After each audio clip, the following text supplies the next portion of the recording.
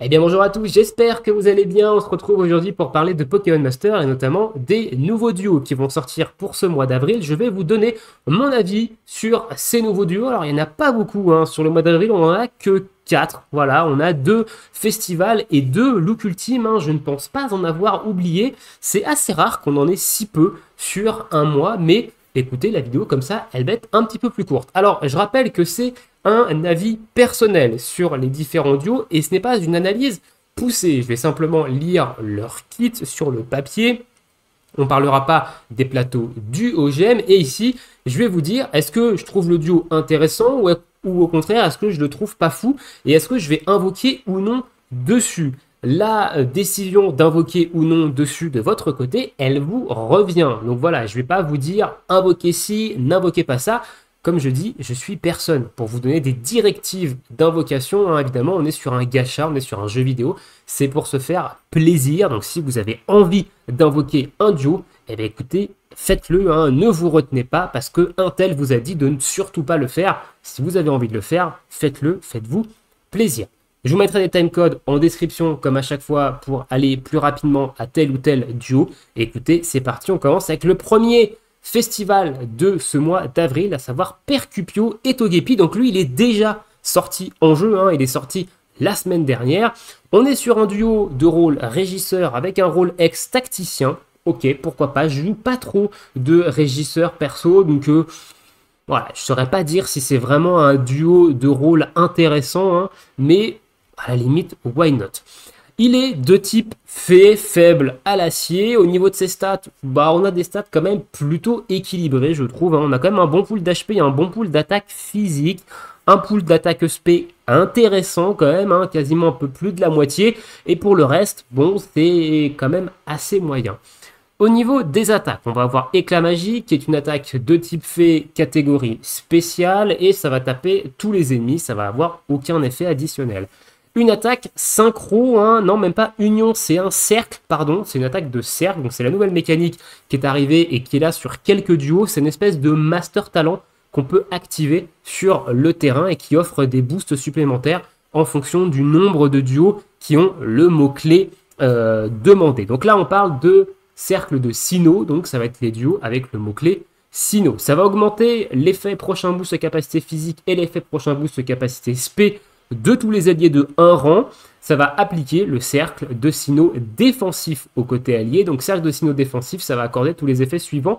Augmente de 5% la puissance des capacités et des capacités duo de tous les duos alliés et de 10% la résistance aux dégâts des capacités offensives et des capacités duo de tous les alliés. Plus il y a de duos avec le mot-clé Sinnoh du côté allié, plus cet effet est puissant. Donc chaque duo supplémentaire va nous donner 5% de puissance en plus et 5% de résistance en plus. On monte jusqu'à un total de 20% de puissance des capacités et 25% de résistance aux dégâts. Bon. C'est une mécanique personnellement que je trouve quand même assez intéressante, hein, parce que ça nous permet d'avoir, en plus de certains master talents, si jamais on a un master festival de Sinnoh, et là en tête j'en ai pas, je sais pas si on a des master festival de Sinnoh, mais du coup ça nous fait quand même des boosts intéressants dans une team mono Sinnoh. Voilà, donc ça peut être plutôt cool. Ensuite, cette fois-ci, on a une attaque synchro, le métronome merveilleux, donc condition d'activation, quand le lanceur utilise une fois n'importe quelle capacité, condition de désactivation quand cette capacité est utilisée. Elle a un coût de 1 et elle a une utilisation infinie. Utilise aléatoirement une des capacités parmi plusieurs. Sauf exception, le lanceur utilise une capacité autre que métronome. Voilà, on ne peut pas réutiliser métronome avec métronome merveilleux. Active aléatoirement un des effets supplémentaires parmi plusieurs, hein. Augmente l'effet prochain boost capacité physique et l'effet prochain boost capacité spéciale de tous les duos alliés de 1 rang. Ok, donc on a encore une fois un boost de capacité SP et de capacité physique sur ce métronome merveilleux. En plus de l'union de Sinnoh, ça fait quand même pas mal de boost qui peut être appliqué sur l'équipe. Donc ok, ça trouve ça plutôt ok. Augmente l'attaque et l'attaque SP de 4 rangs et augmente le taux de coup critique de 3. Ok, donc ça c'est cool. Il lui manque 2 rangs, hein, quand même d'attaque et d'attaque SP. Peut-être qu'on peut les récupérer via le plateau ou peut-être qu'on peut les récupérer via les passifs. On va voir ça tout de suite. Capacité duo, donc c'est une capacité duo de type fée, catégorie SP.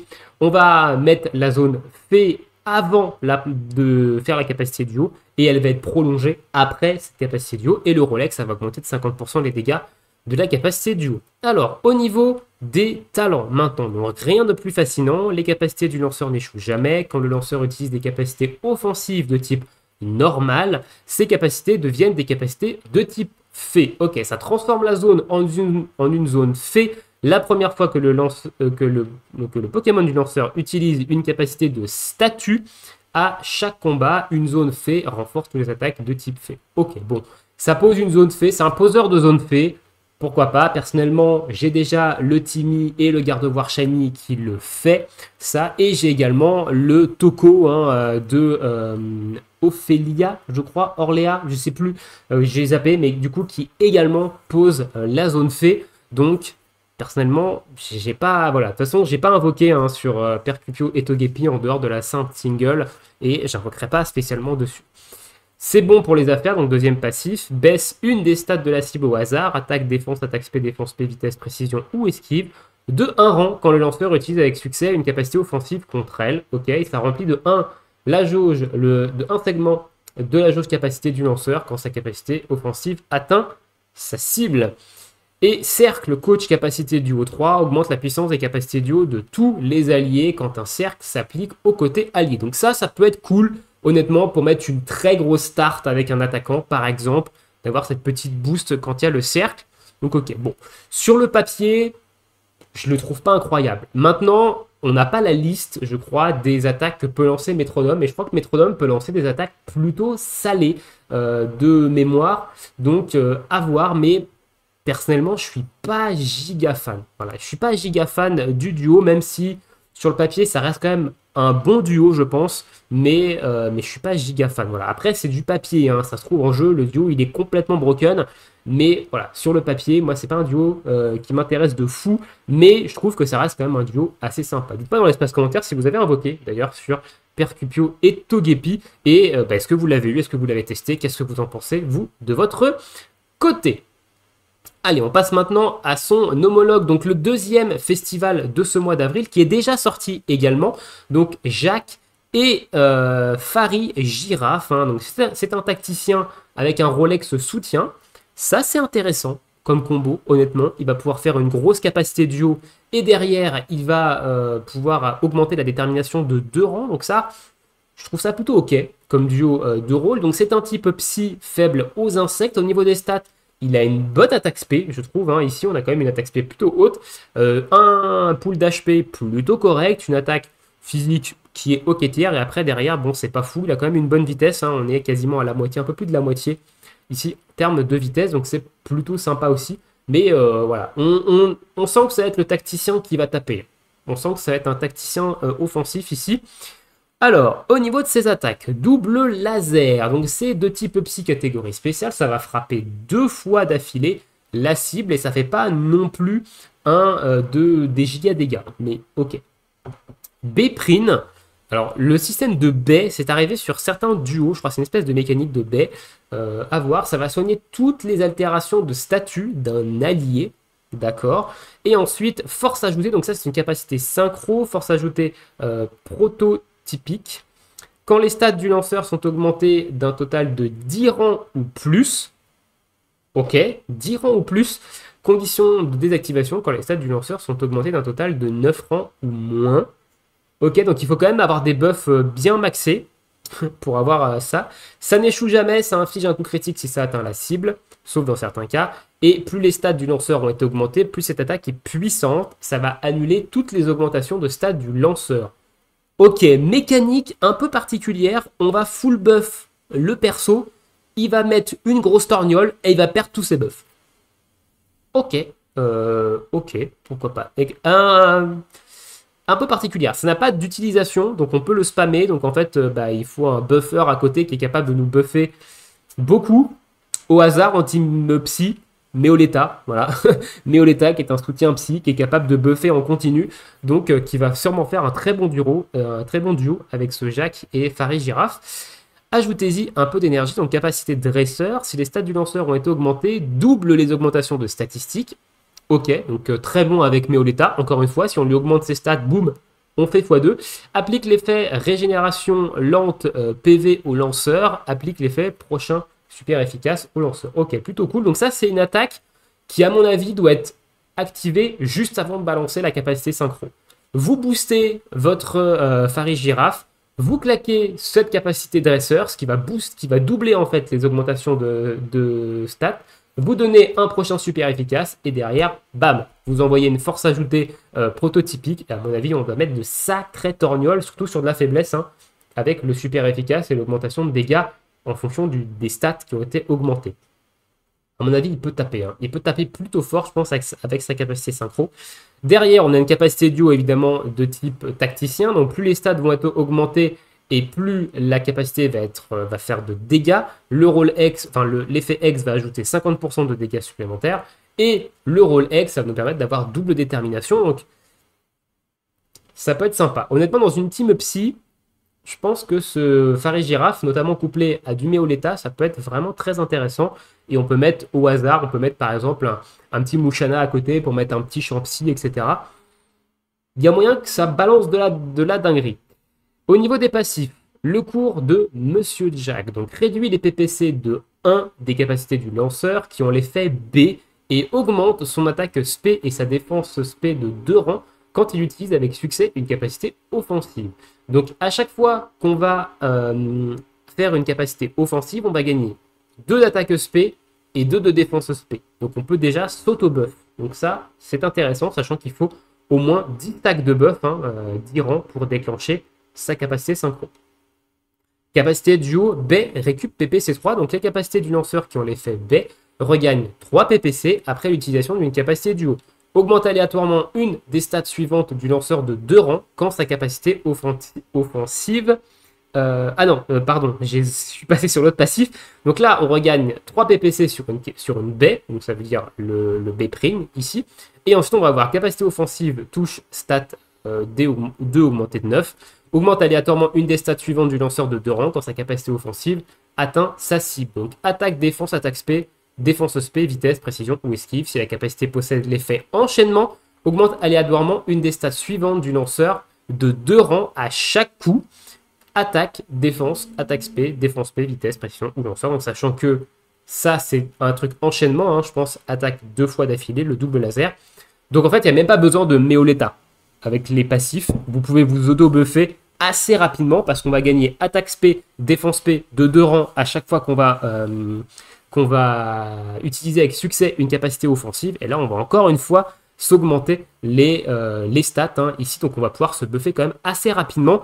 Donc voilà, ok, gameplay un petit peu particulier quand même, on va taper avec double laser, on va derrière force ajoutée pour mettre une grosse start, vider nos buffs, remettre double laser et se restacker en termes de buff. Donc pourquoi pas, honnêtement pourquoi pas. Alors moi j'ai pas invoqué dessus également en dehors de la sainte single parce que j'ai déjà de très gros duo psy et notamment en termes de dégâts, j'ai le Necrozma qui est vraiment très très fort sur une faiblesse psy et qui fait largement le travail. Donc je vais pas aller dépenser des diamants sur ce portail festival, mais à mon avis il doit mettre de sacrées tartes avec force ajoutée ou prototypique. Donc voilà, dites-moi dans l'espace commentaire si vous avez invoqué sur ce Jacques et Faris Girafe, si vous l'avez testé et qu'est-ce que ça donne, mais je pense que ça met des tartes. Honnêtement, je pense que ça doit mettre de sacrées petites tartes. On passe maintenant au duo saisonnier, donc René look spécial et Scarino, méga Scarino, donc il a une méga évolution. Donc c'est un rôle attaquant physique avec un Rolex de tacticien, ok, donc ça j'aime beaucoup ce combo là parce qu'on va pouvoir attaquer en zone avec son 6x et avec son Rolex, on va taper 50% plus fort avec la capacité duo. Donc on va faire encore plus de dégâts en zone. Donc ça, c'est plutôt cool. On est sur un type insecte faible au vol. Au niveau des stats, on a une bonne stat d'attaque physique. Honnêtement, là, on est quand même plutôt pas mal. Une bonne stat de PV et après, une bonne stat de vitesse quand même. Et ensuite, les défenses et évidemment le bug, c'est assez bas. C'est un attaquant, c'est un petit peu normal, je pense. Au niveau de ses attaques, on va avoir Darnué de type insecte catégorie physique. Ça va attaquer de 2 à 5 fois. Ici, je pense qu'on doit avoir une case dans le plateau ou un truc qui nous permet de taper les 5 fois d'affilée. Je pense. Du moins, il y a peut-être une mécanique avec ça. Close combat, c'est de type combat, capacité physique, et ça va baisser la défense et la défense spé du lanceur de 1 rang. Donc ça, c'est une capacité combat. Je suis pas convaincu qu'on utilise beaucoup, hein. Il aura peut-être un plateau dégâts combat, mais je pense qu'on va plutôt le jouer en insecte. Mégacorne spirale. Donc capacité synchro, condition d'activation, quand l'une des capacités offensives du lanceur atteint sa cible un total de 5 fois. Donc si on arrive à faire 5 fois 5 hits avec Darnué, on déclenche Mégacorne spirale. Donc c'est pour ça que je pense qu'il doit y avoir un truc qui nous permet de au moins d'avoir assez facilement les 5 fois. Pendant que cette capacité est désactivée, condition de désactivation, quand cette capacité est utilisée, la puissance de cette capacité ne baisse pas s'il y a plusieurs ennemis. Donc on est sur une attaque qui tape également tout le monde, qui coûte 4, qui tape plutôt fort, on est sur du 360 au niveau maximum. Donc à mon avis, ça fait un petit trou ici. Capacité dresseur. Bon, je m'en occupe. Réduit de 1 le nombre d'actions nécessaires pour lancer une capacité duo pour le lanceur. Augmente l'attaque du lanceur de 2 rangs. Augmente le taux de coup critique de 3 rangs. Et applique l'effet prêt à encaisser au lanceur. Ok, bon ça c'est intéressant sur un attaquant. Ça évite de se faire one-shot par une attaque de zone. Ça peut être plutôt cool. Par contre, attaque de 2 rangs. J'espère qu'il a d'autres mécaniques qui lui augmentent l'attaque. Parce que sinon, c'est pas fou, hein. 2 rangs, ça veut dire qu'il faut aller chercher 4 rangs autre part. À voir. Capacité duo, donc elle va taper en zone avec son 6X et elle va se faire taper 50% plus fort avec son Rolex. Au niveau de ses talents passifs maintenant, chaîne d'attaque 3 ou plus. Quand le lanceur réussit une capacité avec l'effet enchaînement, le nombre d'attaques passe à 3 ou plus. Ok, très bien, donc on fait au minimum 3, je pense, c'est de ce que je comprends, quand le lanceur est suivi. Voilà, on fait au moins 3 attaques ou plus au minimum. Ok, ça permet d'éviter d'en faire que 2. Donc ça permet d'aller chercher les 5 plus facilement. Ok, pourquoi pas. Arrivée, attaque, vitesse, plus 2. Donc on augmente l'attaque et la vitesse du lanceur de 2 rangs quand il arrive au combat. Donc on passe à 4 d'attaque physique, du coup, avec le move dresseur. Ok, pourquoi pas. Et œil aiguisé, les attaques n'échouent jamais. Donc ça, c'est intéressant. Hein, également, surtout quand on a des attaques de type enchaînement et qu'on doit toucher pour déclencher l'attaque synchro. Ok, bon, un kit quand même relativement simple, mais à mon avis, il doit mettre de sacrées tartes en capacité synchro. Sa mégacorne spirale, ça doit faire des dégâts assez lourds en zone. Donc, pourquoi pas, dans une team insecte, why not? Moi, j'irai pas invoquer dessus parce que c'est du saisonnier et j'invoque pas sur les saisonniers à cause du taux de drop qui est de 7%, hein, évidemment. Donc, on a de forts risques d'aller à la pity, notamment. Donc, ça peut coûter très cher. Donc j'invoque pas, mais je trouve que sur le papier, ça a l'air d'être un bon attaquant physique, insecte, voilà. Dites-moi si vous avez invoqué sur ce René look spécial Escarino, et est-ce que vous l'avez eu, est-ce que vous l'avez testé, et qu'est-ce que ça donne, hein. Je suis assez curieux de savoir quand même ce que ça peut donner, mais je pense que sa mégacorne, elle doit mettre des sacrés torgnoles. Je pense. Et le dernier duo de ce mois d'avril, donc Selene, look ultime, et Cisaiox, ici, donc c'est un régisseur rôle ex attaquant. Ok, ça je trouve ça intéressant, honnêtement. On va taper en zone et on va en plus de ça se poser une petite zone, je suppose, insecte. Ah non, acier, my bad. Zone acier et la prolonger derrière. Donc ça peut être cool, honnêtement. Maintenant, on préfère quand même attaquer, enfin on préfère quand même faire des capacités duo avec des soutiens pour la double détermination. Alors j'ai pas regardé, juste vite fait, je reviens sur Scarino. Si sa méga évolution, est-ce que ça change quelque chose ou pas au niveau de sa méga? Est-ce qu'on a d'autres passifs par exemple ou pas du tout?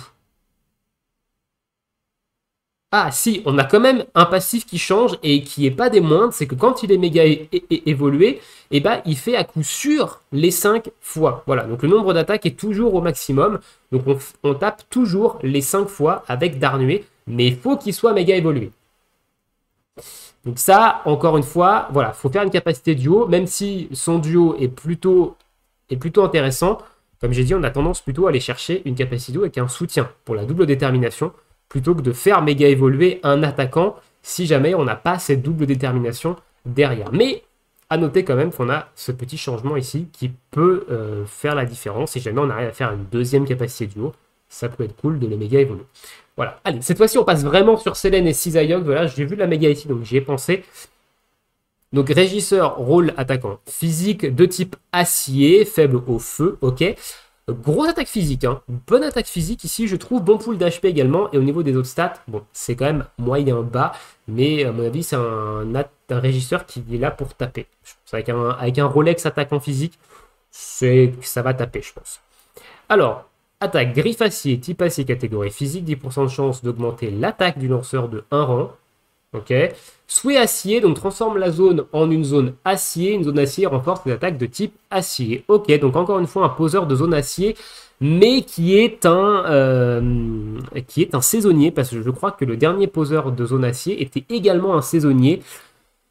Donc c'est un peu dommage qu'on ait quand même des poseurs de zone acier qui soient que des saisonniers. J'aurais aimé qu'on ait de temps en temps un Master Festival ou un festival intéressant. Donc voilà, je crois que le dernier poseur, c'était également un saisonnier. Piste au point métallique, donc attaque synchro, quand la zone se transforme en une zone acier, condition de désactivation, quand la zone est plus une zone acier.